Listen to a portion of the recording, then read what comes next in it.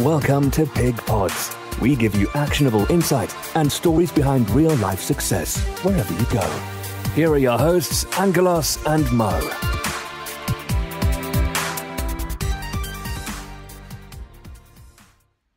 Hi guys, it's Angelos Sanders from Pig Pods, and with me is... Murat Hake here. Hello Mo. Hello Angelos. So today we're going to be talking about who we are and what do we do. We are. And I think in an attempt to make this more palatable for people, I think we're going to do it in an interview format. Okay, cool. So, Angelos, I'm going to start with you. Lucky me. So, mastermind, name. Angelos Sanders. Specialist subject, probably Star Trek. Probably Star Trek, just StarTrek.com, cheeky plug. It's property, business and investing. Okay. And so take us back to the beginning of when you started to get into property and investing. Right, okay, so basically I didn't want to get involved in property, Mo, to be fair. Okay. So I've just graduated and I just started my new job. Everything was going well for a good time. And then one day my mum said to me, I think you should go and see a house. I said, I'm not really interested, to be fair, Mum. I'd rather just carry on with my full-time job. You know, I'm looking to do well there. One day, maybe I'll become a director. What did you do at uni and what were you doing? So I did an honours degree in computer systems and networking. Okay. Very sexy degree. Yeah. Oh, you can imagine. And what did I do for a full-time job? I was an IT manager at the time. Yeah. And it was really good. I enjoyed it. It was good fun. It challenges you because all the stuff that you learn at uni isn't necessarily up to date, so you've got to constantly relearn with IT. And that's one of the things I will say is that IT taught me that you have to be a jack of all trades, if you know what I mean. You have your speciality, but you have to know everything. And I think that translates really well to business and property. You have to know a little bit about law, a little bit about accounting, as well as knowing your core subject. So anyway, going back to your question. My mum said to me that I suggest you go and see this property.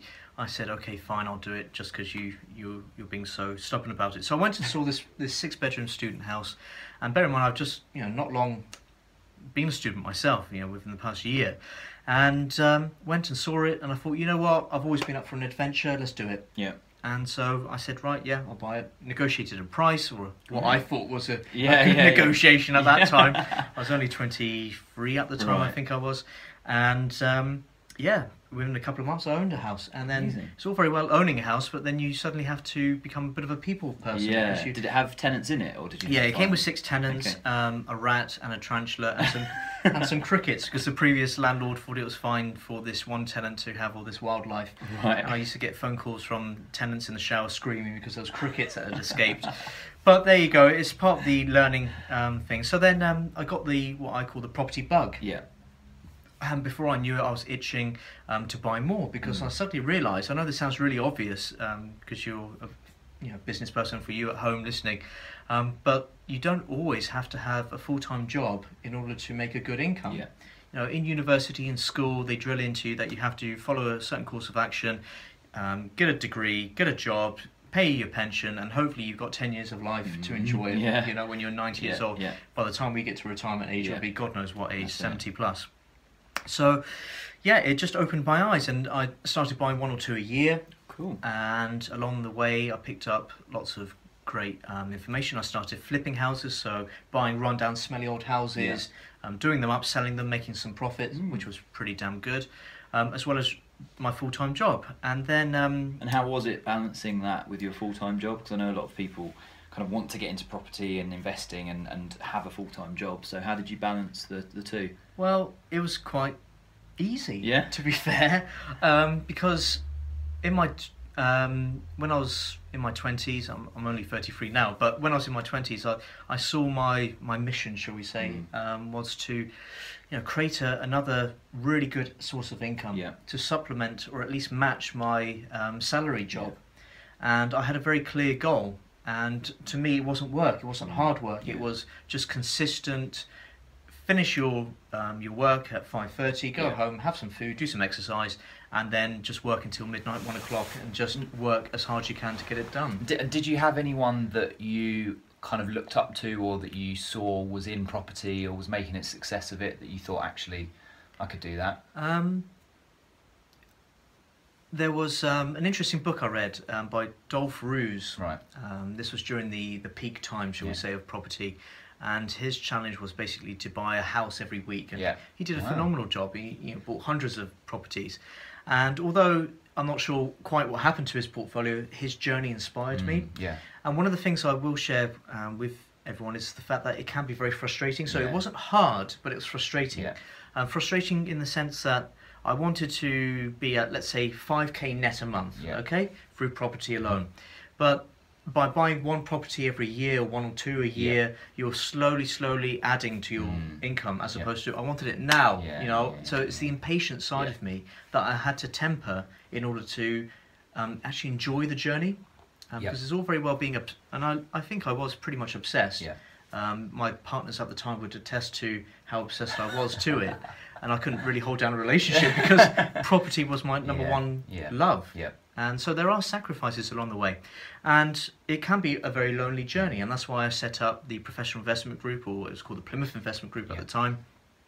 We started with 7 people in the living room in my home, and it's expanded to almost a national thing right now. And I wouldn't have been able to do it if I didn't have that drive, that determination, that clear goal, that clear vision that I wanted to hit this certain thing. And how long did it take you from starting to do property on the side of your job to actually handing in your notice? So I finished with my employed work in July 2015, should I say. So just over 2 years ago now. And I put 2 years before, so in 2013, I put on this big white board. I wrote down what the year's goal was, and basically I called it Operation Freedom. Right, cool. And as part of Operation Freedom, I had certain milestones, so I worked backwards. So I set the end date, I think that was the 23rd of July 2015, would be the date that I would finish. And I beat that by 2 days. Wow, amazing. But I think, you know, one of the things I've learned from that was I had to make sure that I was constantly looking up the board, updating it. I think we've spoken before that success and isn't a straight line. I had to go back to the Operation of Freedom, go back, scrub out certain lines. And one of the most important things I learned was that sometimes you have to go backwards in order to go forward. 100%. So I've always seen property as something that you buy, you keep, and that's it. But the reality is that I had to step backwards by selling a property which I added massive value to in order to fund 4 other purchases, which allowed me to generate a really good cash flow. But at that time, it was making that leap, and it was a really tough struggle. But I was lucky that I had good people around me to help me. And I think that's a really important thing to pick up on, is you having that very clear vision of what you wanted to do and actually putting a date on it, and actually going back to it. And that was almost, I know we talk a lot about kind of your reason why and things like that, and actually having a really clear goal, I think really helps motivation. And obviously you smashed the target, you got there a couple of days early, so that's really good. I mean, looking back now, I felt that I feel that I could maybe have done it a little bit earlier. But sometimes your pressure points, your pain points need to be sufficiently intense for you to do that. And to be fair, I felt that, you know, maybe the world of IT wasn't for me anymore. There's only so many times that you can repair a printer, or say you turned it off and on again. But no doubt you would have learnt things through your IT career that have helped you in your property and investment journey. So it's all kind of built. It all helps, and you know, working with you know, even the old managers in the old job, you learn things from them, what to do, maybe what not to do, how to prioritise properly, especially in the world of property where you have multiple properties, and let's say you have 3-4 urgent problems from tenants, you have to prioritise very quickly, and you have to have systems. So at the time, my uncle, he wanted me to source some properties for him, so I managed to source him £500,000 worth of properties, and that's yielding him 10% every year, and he's doing very, very well. So, but it just added another 10 other tenants suddenly on top of the existing tenants that I had, as well as managing all the other refurbs. I think in one summer in August, I had 4 refurbs to do in 4 weeks, and that really teaches you teamwork, management, prioritising, delegation, absolutely. And yeah, it was a great roller coaster ride. But since then, I have basically focused primarily on making sure that the portfolio is strong and stable. Yeah. To quote our amazing Prime Minister. So that's a bit of a niche joke, so some of our listeners might not Yeah, appreciate that. But go on, explain. Yeah, Theresa May, a very amazing Prime Minister. Her slogan during what I feel was a very unnecessary general election call. Her slogan was strong and stable, and if anything, her campaign was the complete opposite of that. So, but we're not a political podcast, so we're not going into that. So talk to us about what. So your property business is systemised now, and it's fairly passive as these things can be. So talk to us about what you spend your time doing now in terms of Pig. At the moment, Pig is going really, really well. It's growing massively, but as part of the growth, it has uncovered a few challenges. Yeah. You know, how do you replicate success from one venue to another venue to another venue? Yeah. What makes Pig a success? Yeah. And systemising success, shall we say. So just recap on what Pig is for people that might not have listened to the first episode. So it's a networking meeting. Yeah. It's in a nutshell. But what makes us different is that we look at the latest investment news from the Bank of England, from property, etc., etc. We have a mortgage slot, where basically David Agus from 360 Mortgages, he talks about different mortgage products as well as some legislation which is constantly changing. So making sure we're all up to speed. Then we usually have a self-development slot where it's all very well knowing about property and investing and all these different strategies, but unless you apply it, unless you act, there's no point knowing anything. Then we have a break, and then we have one or two guest speakers who range from people who specialise in, let's say, damp and divorce, shall we say? in the same presentation. Yeah, sometimes.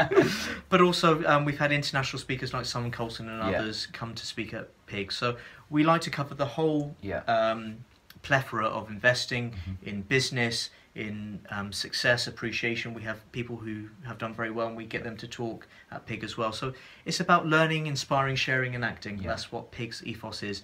And so you've started off with one location, is that right? And now so we started in Plymouth, and that was back in 2013, I think it was now.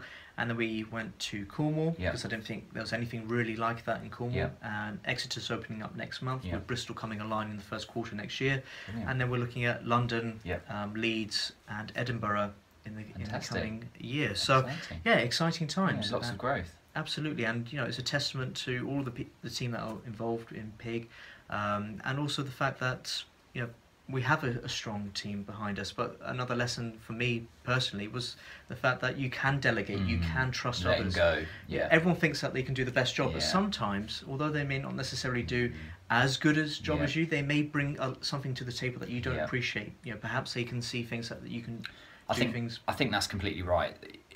The mindset is actually people can't do it as well as you, and actually even if they can't, which usually they can and they can do it better, that's nothing personal to you, but just generally, even if they can't objectively do it better than you, the fact that there are 5 or 10 or 100 or 1,000 people in your organisation or in your team doing that work, even if they're only doing it 80% multiplied out over 100 is still better than one person doing it to 100%, and that's if they're not technically doing it better. And actually, I think myself and James, my business partner, always talk about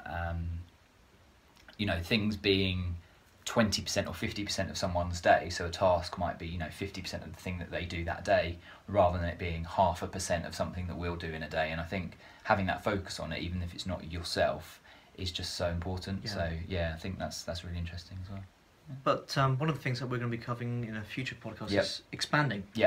What happens when you want to expand? So some of the lessons that I'm learning right now on taking it from a local to a national, especially an events-based thing where you have so many variables juggling in the air.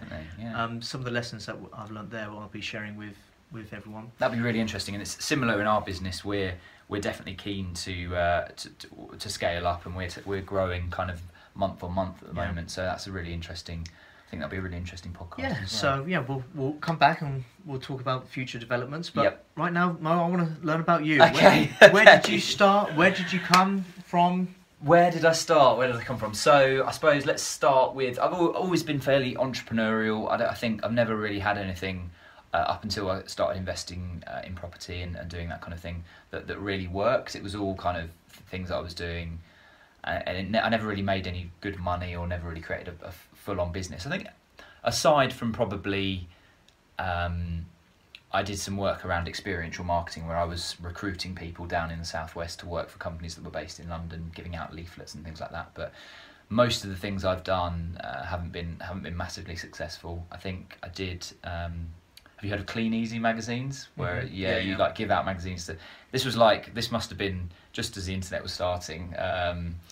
Giving out magazines to people's doors, and then they would.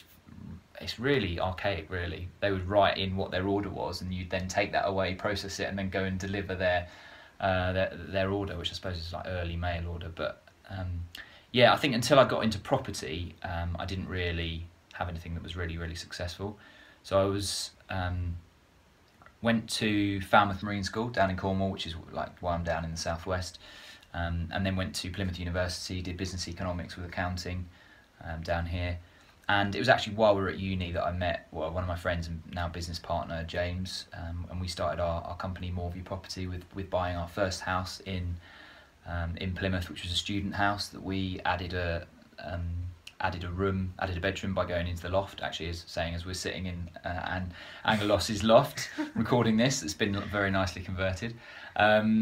So we added a bedroom by doing that. So it was a 3-bed house that we bought. We bought it just before auction, which we didn't know at the time, but actually meant we got a really good deal for it. Added the room, and then lived in it in our final year at university, and let 2 of the rooms out, and basically covered the mortgage and covered the bills, and lived there rent-free for that period. The whole point of buying your first property was not necessarily to replace an income; it was just purely for you to live. Was absolutely, it? Yeah. We looked at the kind of our landlords that we've been paying rent to. We were in halls the first year, and the second year we went into kind of private housing, and we were just looking at the rents we were paying. We were like, God, someone's making some money here. There's four of us living in a house, all paying whatever it was at the time, £78 a week or whatever it was. And we thought there's a bit of money in this, so we explored it, and it was really good. But like you said, it was driven out of necessity rather than kind of having to replace an income just to live there. So you graduated? Yep. And then where did you go then? So we actually, James and I both, we even though we bought that property and we were like, okay, yeah, that's really good, we've got a property and we've got a foot on the ladder and all of that, we didn't really consider it as to be a business at that point. So we went off and did our graduate schemes. So James went off and worked for a nationwide construction firm, doing project management, construction management, and I went to do the Lloyds Bank grad scheme. So I went on a rotational scheme where I worked at Lloyds Bank head offices all over the UK. What did you do for Lloyds? It was like a general management training scheme, which was really good, to be fair. It was rotational, so you got 6 months to work in different areas of the business, which gave you a really good perspective on the different areas of the business and the challenges that they were facing. And you learnt different skills from working under different line managers and things like that. So that was really good. And they put you through some training in terms of like banking exams and stuff like that. So that was really good. But we were doing the property on the side. Initially, it was just the first one we had, kind of letting that out to students. And then by 2013, which we'd had the property for 3 years, lived in it for 1, and then rented it out for 2, we were like, right, let's change up. So we found another one to buy, and we thought at the time that you had to sell a property to buy another one, which we now know you don't necessarily have to do. You can refinance it, and there's various things you can do. So we sold our 4-bed house and bought what would be a 4-bed that would be a 5-bed after we'd converted it. So, and which is a bit gutting now because I wish we still had it. It would have been, it was a really good location and a really nice house, and I think for sentimental reasons it would have been good. But at the time, you don't know that, and you've just got to do what you think is best. So what do you think, or when do you think that spark to create the business happened in your mind? I think it was the second property we bought, Salcombe Road. Because we did I think people would say it was a fairly heavy refurb on it. We actually dug out the basement and poured a slab of concrete in there to create a bedroom, and we put spotlights in, and we put ventilation in, and we moved the kitchen that was in another room in the basement up to the upstairs. We moved a stud wall, and it was a fair amount of work. And I think at that point I realised actually James has got great construction skills and business acumen. I like the finance side and the business side, and at that point it was like, actually this could be a business. And I think that's what led on to then attending property education courses and seminars and things like that, and getting educated, because we thought we can make a business out of this. So it's complementary skills. Absolutely, yeah. I always talk about it. I think it's so key. I think the key is complementary skill set, but alignment in kind of core values and where you want to go. So making sure that if you're working with business partners or joint venture partners, you're aligned on the direction you're going and what you're trying to attain, but actually you want to have complementary skill sets so you're not treading on each other's toes. Yeah, I think that's really important. Yeah, absolutely. I mean, if you're focusing on the finance side of things, whereas James isn't necessarily his strength, he doesn't enjoy it, and the two, you fit like a jigsaw puzzle. So and you should see me trying to put a light bulb in. That'd give you a laugh. It does. It works really well, and it means you don't tread on each other's toes. And there's times when you might have another opinion on something, and actually that's quite healthy, because me looking at a construction problem from not having a lot of the background and the detail might actually uncover something that's different. And the same with the financing and the business side. It could be that he has an opinion that actually I step back and think, actually, that's pretty good. And because you don't know the detail, you can look at it from a different level of abstraction, and I think that's quite good as well. Yeah, absolutely. Yeah. So then we went on. So we had that house. That was a 5-bed HMO, a house of multiple occupation. And then we started doing our property investment courses, went through a couple of training providers with those, some good, some bad. And then we did a year-long mentorship program, which I think we'll probably talk about in another podcast, like mentorship and training. But that was fantastic. The accountability we got, the mentors that we spoke to and really pushed us along. I think the other good thing about that is seeing other people that are achieving levels of success, and you think, well, actually, they're no different to me. They're human as well, and I can replicate that if I model what I'm doing on them. So that was fantastic. And then we just bought more property from them, and since then we've set up so we've got a property management company. We do houses of multiple occupation, serviced accommodation. We do HMO refurbs for clients, so where we'll actually go in, we'll strip a house out and refurb it and then kit it out, so it's really high spec for either students or professionals.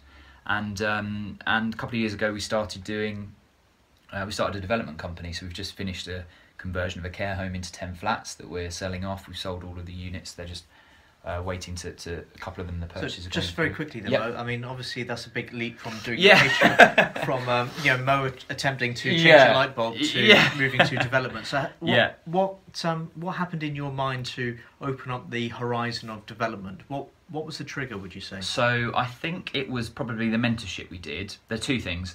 One was the mentorship we did that exposed us to people that were doing similar things, and were actually if they can do it, we can do it. Not because we're so good, but just because we've got the same skill sets and drive that they've got.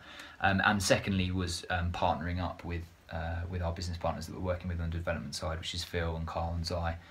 Phil is an architect, and Carl's a building surveyor, and Zai is got an HR background but specialises in interior design as well. So it's almost like your dream team. Yeah, basically. It is really, and I think Phil helped us out on the basis of having a long-term relationship. Phil helped us out with one of our HMO projects we did, and helped us with the architecture work on that, because he kind of wanted to get to know us, and we needed some architecture help. And that ended up being 130k refurb, which if anyone that's done a refurb knows that's quite a lot of money to spend on just doing a house, because we'd split a house into a 6-bed house with a 2-bed flat underneath. So that was a fairly big project, and we thought, well, actually the step up from spending 130k on a house to spending £1 million on a care home, it's the same process. It's just add another 0, or however many zeros you need to make it bigger. No, 1 0. Less than 1 0. Yeah, less than 1 0. So yeah, it was just kind of like understanding that. I think you can get baffled by the numbers and things like that, but actually just look at it, and it's the process. You buy something, you do it up, and you sell it. So playing devil's advocate here then, Mo, because obviously some of our listeners may be thinking, £1 million, that's a hell of a lot of money. How do you manage that risk? How do you sleep at night when you know that you owe £1 million? So I think what I like about doing the developments and commercial conversions is you surround yourself with so many professionals, and there's enough profit in the deal, and there's enough money in there to actually hire all of the professionals you need to give you that comfort. We had more on the line, and there were more sleepless nights when we were doing the refurb that cost us 130k, because that was our money, it was our credit cards, it was our loans. It was just me and James and I doing it, and then we had Phil helping as well. But when you step up, you hire chartered surveyors, you hire construction managers, you hire architects, you hire building surveyors. quantity surveyors, all of the professionals that you surround yourself with. You hire, you have really experienced solicitors, and it all costs money, but there's enough money in these big deals to actually do that. So it does actually give you a level of comfort. Yeah. So that's how you sleep at night. And future plans, Mo? What do you see in the next? So off the back of that development that we did, that we're selling now, we actually formalised a proper development company with our JV partners and Phil and Carl and Zai, called KHP Group. And you can find us on Facebook, KHP Group UK. And yeah, we've got a pipeline at the moment of £8 million GDV. So the sales figures of all the units that we create at the moment is about 8 million. And we've got 2 projects that are going to be starting on site in January 2018. Partly splitting stuff we're going to convert and sell, and then some of it we'll hold on to and just rent it out. Yeah. So we've obviously got the management company as well that we can rent it out through. So yeah, big things in the future. Our 5-year plan is quite ambitious. So yeah, just doing more of that really. I'm sure we'll cover that in future podcasts. Yeah, absolutely. Yeah, I know there's a lot of people that have been asking about kind of commercial conversions and speaking about development. So we'll definitely make sure we include that. Brilliant. All right, Mo. Well, thank you, Phil.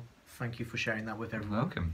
I hope you find it interesting as well, listeners, viewers. Hopefully, yeah. Hopefully 26 minutes of us talking about ourselves. Wake up, everyone. Yeah. Wake up.